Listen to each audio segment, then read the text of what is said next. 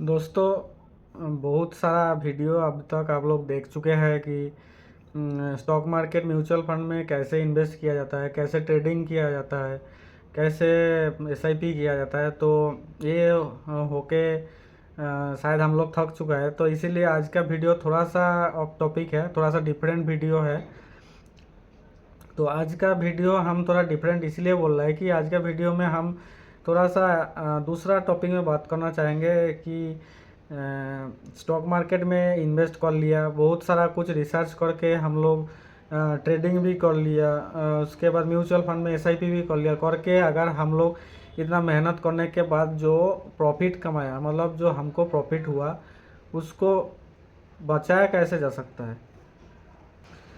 मतलब फिर से लॉस हो जाने का खतरा से बचने का बात हम नहीं बोल रहा है। ये ऐसा खतरा है जिसका नाम है टैक्सेशन का खतरा। सिंपली यही है कि आप अब इंडिया में वास कर रहा है और इंडिया में बैठ के आप ट्रेडिंग कर रहा है इंडियन मार्केट में, तो उसका कुछ रूल रेगुलेशन है प्रॉफिट के ऊपर। तो ये जो आप प्रॉफिट कमा रहा है, तो प्रॉफिट का ऊपर में कुछ टैक्स भी लागू होता है। तो आज का वीडियो में मेन टॉपिक यही रहेगा कि कैसे लीगली, मतलब मेरा बात को थोड़ा ध्यान से सुनिएगा, कैसे लीगल तरीक़ा से आप ये जो टैक्सेशन है, ये टैक्सेशन से बच सकता है। तो आज का वीडियो में हम वही वाला बात का टॉपिक को लेकर थोड़ा बातचीत करने का कोशिश करेंगे। तो नमस्कार दोस्तों, इजी इन्वेस्टमेंट सीक्रेट चैनल में आप सबका स्वागत है।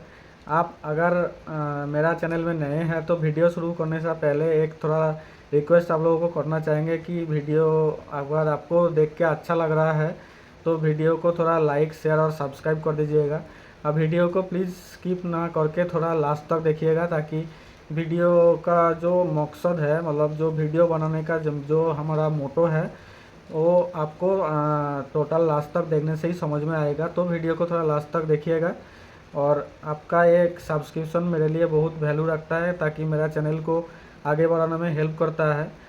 तो प्लीज़ चैनल को थोड़ा सब्सक्राइब कर दीजिएगा, और अगर चैनल में आप पहले से ही जुड़ चुके हैं तो फिर ये वीडियो को थोड़ा जल्दी से जल्दी शेयर कर दीजिएगा, ताकि ये जो आज का वीडियो है, आप अगर शेयर मार्केट में इन्वेस्टमेंट करके प्रॉफिट कमा के बैठे हैं तो ये वीडियो को आपको 31 मार्च का पहले तक देखना है।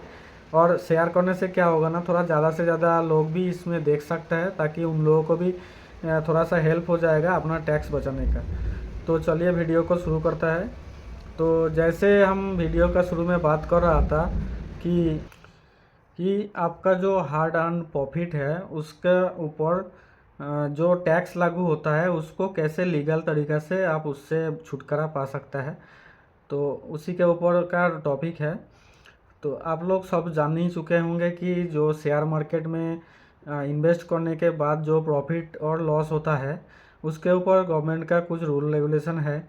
और ये बोलने में थोड़ा सा ख़राब ही लगता है कि हम लोग एज ए इन्वेस्टर और ट्रेडर, मतलब मार्केट में जब भी एंट्री मारता है, तो जब हम लोग स्टॉक मार्केट में इन्वेस्ट करके या ट्रेडिंग करके लॉस लेके बैठा रहता है, तब तो गवर्नमेंट का इसमें कुछ माथा व्यथा का कारण नहीं बनता है। तो उस मामला में गवर्नमेंट कुछ भी हेल्प भी नहीं करता है, या फिर उसको कुछ रेगुलेशन भी नहीं करता है।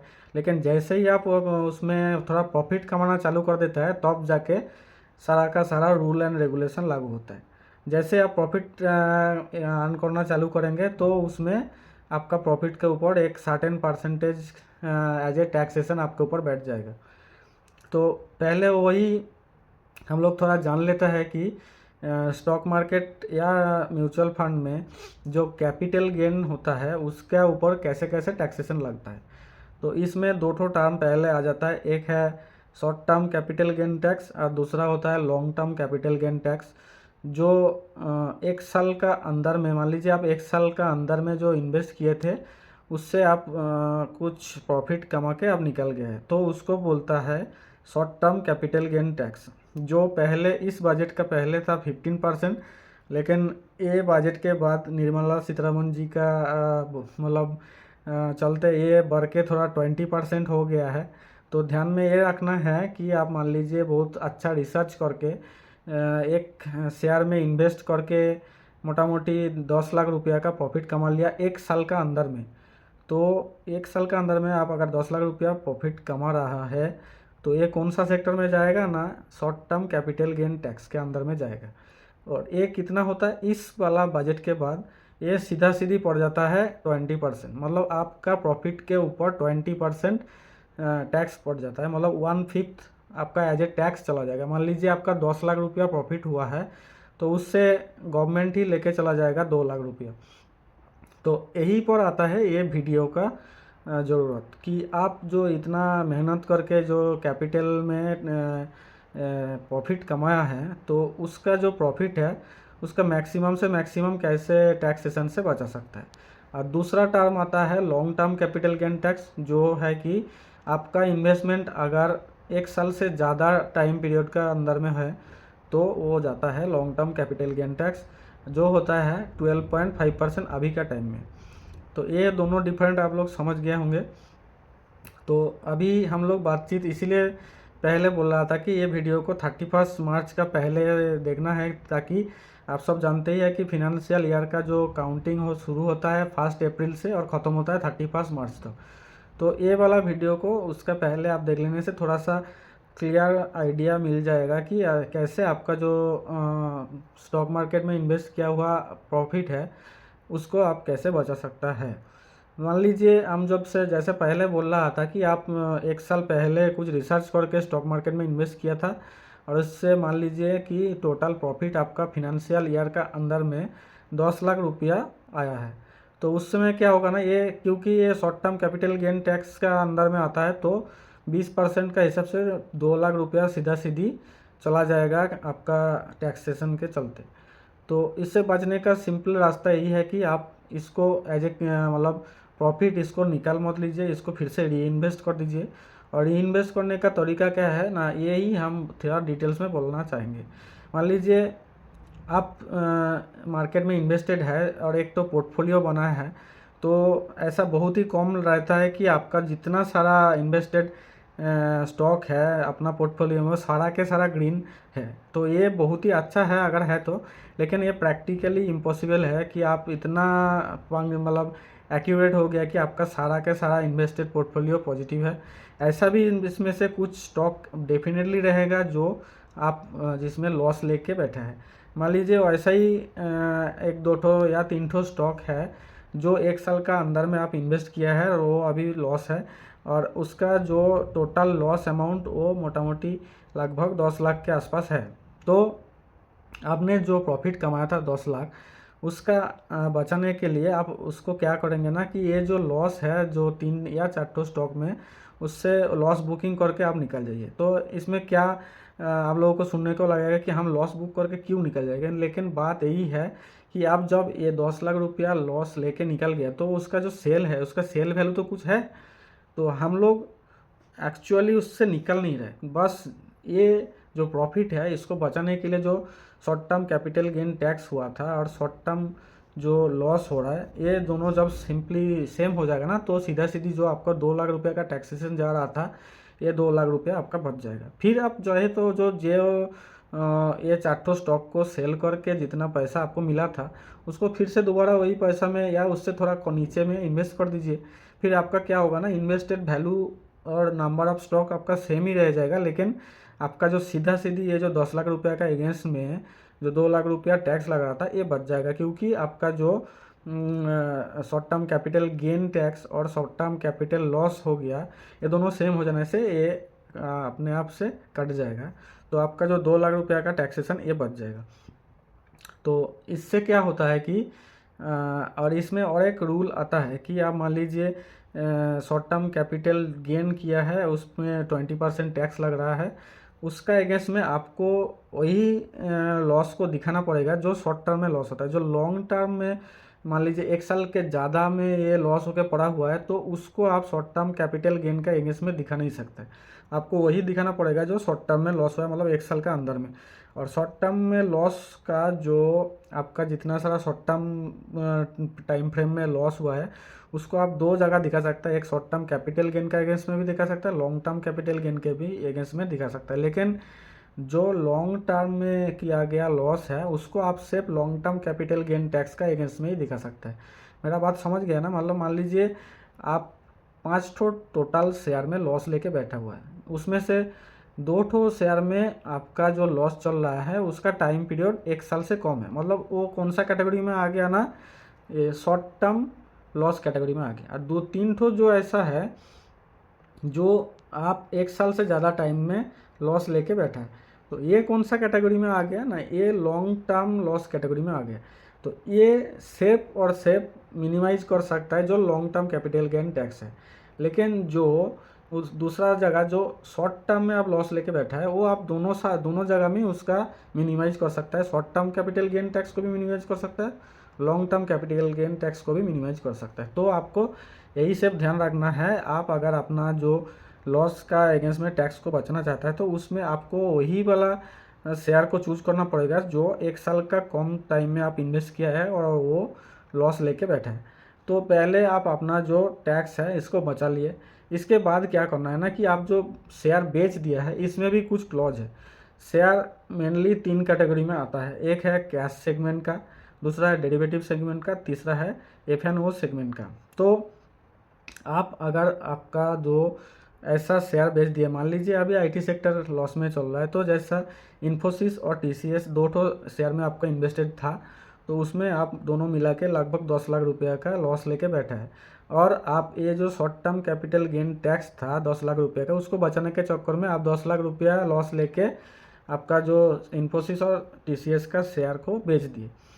तो आपका ये जो टैक्सेशन का झमेला ये मिट गया। लेकिन आपको फिर से उसमें इन्वेस्टेड भी तो होना है।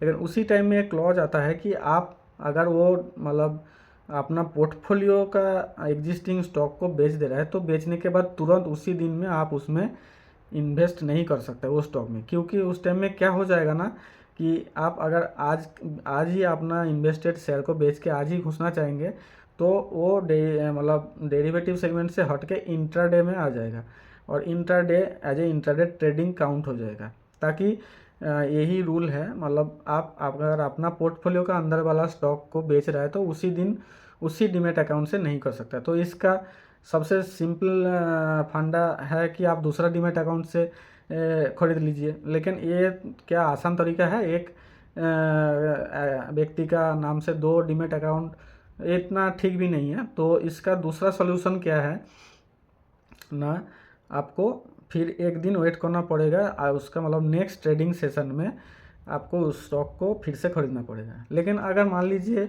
आप आज बेच दिए हैं और कल वो वाला स्टॉक 1% या 2% ऊपर में जाके खुल रहा है, तो अगर आपका इन्वेस्टेड अमाउंट बहुत बड़ा था, मान लीजिए 10-15 लाख रुपया का इन्वेस्टेड अमाउंट था और वो स्टॉक्स अचानक आज आप बेच देने के बाद आज से 2% गेन लेके वो फिर से ओपन हो रहा है, तो आपका 2% तो लॉस हो गया। तो इसमें क्या बचने के लिए आप क्या कर सकता है ना, सीधा सीधा थोड़ा ध्यान से सुनिएगा। उसी दिन जिस दिन आप वो स्टॉक को बेचे हैं तो उसी दिन वो स्टॉक का आप फ्यूचर एंड ऑप्शन करके 2 सेगमेंट होता है जिसमें भी ये स्टॉक ट्रेड करता है। तो उसी दिन सिंपली मान लीजिए इन्फोसिस है तो इन्फोसिस का फ्यूचर देख लीजिए और फ्यूचर में आप उसमें उस फ्यूचर में खरीद लीजिए, मतलब फ्यूचर वाला जो ऑप्शन है उसका उसमें आप खरीद लीजिए। मान लीजिए आज बेचे और आज उसी अमाउंट का आप फ्यूचर उसका खरीद लिए और अगर फिर वो जो 2% ऊपर में खुल गया तो आपका अगला दिन जो 2% ऊपर में खुला तो 2% का जो गेन है वो आपको मिल जाएगा, क्योंकि आप पिछला दिन ही उसका फ्यूचर में इन्वेस्ट कर दिए थे। और अगर माइनस में आ गया तो जाएगा 2% का लॉस आप बुक कर लीजिएगा, लेकिन उसमें लॉस एक्चुअली आपका होगा नहीं, क्योंकि अगर 2% नीचे खुल रहा है तो आपका जो कल बेचने वाला जो अमाउंट था, मतलब सेलिंग प्राइस था, उसका बाइंग प्राइस उससे नीचे आ रहा है ना 2%, तो अल्टीमेटली ओवरऑल इसमें आपका कुछ गेन या लॉस होता नहीं है। फिर आप वही लगभग सेम अमाउंट में, मतलब सेम सेलिंग वैल्यू में आप सेम अमाउंट ऑफ स्टॉक खरीद सकता है। तो ऐसे करके क्या होगा ना, आप अपना जो अल्टीमेटली जो टैक्स है टैक्स को मोटा मोटी बचा सकता है। ताकि ये जो ट्रिक्स है ये आपको मतलब सिर्फ उतना ही बोला जाए, मतलब इंटरनेट का दूसरा कई वीडियो में बोला जाएगा कि ऐसा ऐसा करने से होता है, लेकिन डिटेल्स में कहीं पर भी आपको ठीक से मिलेगा नहीं। और एक सेगमेंट है जिसमें भी आप फ्यूचर जैसा ही आप उसी दिन इसको सेल या बाई कर सकते हैं, वो है ऑप्शन का सेगमेंट। आप ऑप्शन में भी उसको उसी दिन, जिस दिन आप नॉर्मली आपका पोर्टफोलियो का लॉस वाला स्टॉक सेल कर दे रहा है, उसी दिन आप ऑप्शन में भी उसको बाई कर सकते हैं। मान लीजिए उस महीना का एंड का जो ऑप्शन है वो उस दिन कौन सा प्राइस में ट्रेड कर रहा है, उस प्राइस में देख लिए और उसका ऑप्शन को उस अमाउंट का, जो जितना अमाउंट का आप सेल किया था उस अमाउंट का उसका ऑप्शन में आप सेल कर दिए। तो इसमें क्या प्रॉब्लम आता है ना कि हर एक स्टॉक का एक लॉट होता है, लॉट साइज। मान लीजिए इन्फोसिस का मामला में ये लॉट साइज शायद 400 के आसपास है या 600 के आसपास है, तो उतना लॉट साइज के हिसाब से आपको खरीदना पड़ेगा। तो ये लॉट साइज के हिसाब से देखिएगा आपका जो सेल किया हुआ वैल्यू है वो कितना रुपया रहता है, वो रुपया का आप उसमें ऑप्शन भी खरीद सकता है, फ्यूचर भी खरीद सकता है। और अगला दिन अगर आपका फेवर में जाए तो भी प्रॉफिट लेके निकल के फिर कैश सेगमेंट में घुस जाइए, और अगर लॉस भी जाए तो लॉस बुक करके घुस के वो नीचे प्राइस में आके आप उसको खरीद लीजिए। ताकि ये होगा ना कि आपका जो सेल अमाउंट है उतना ही अमाउंट में आप जितना नंबर ऑफ स्टॉक सेल किए थे उसको फिर से आपको बाई करने का मौका मिल जाएगा, और मार्केट का अप डाउन को भी आप इसमें म्यूचुअल में एडजस्ट कर सकता है। और अल्टीमेटली जो हमारा जो मेन मोटो था कि आपका जो शॉर्ट टर्म कैपिटल गेन है उसको भी आप न्यूट्रलाइज कर दिए। तो ये वीडियो आप लोगों को कैसा लगा थोड़ा कमेंट में बताइएगा, और अगर कुछ क्वेरी होगा तो भी कमेंट में लिख के बता दीजिएगा। और वीडियो यहाँ तक देखने के बाद अगर आपको अच्छा लगे तो फिर से एक बार मैं रिक्वेस्ट करना चाहूँगा कि मेरा चैनल को ज़रूर सब्सक्राइब कर दीजिएगा, ताकि ऐसा नया नया वीडियो का जो नोटिफिकेशन आपको जल्द से जल्द मिलता रहे। तो आज के लिए इतना ही, नमस्कार।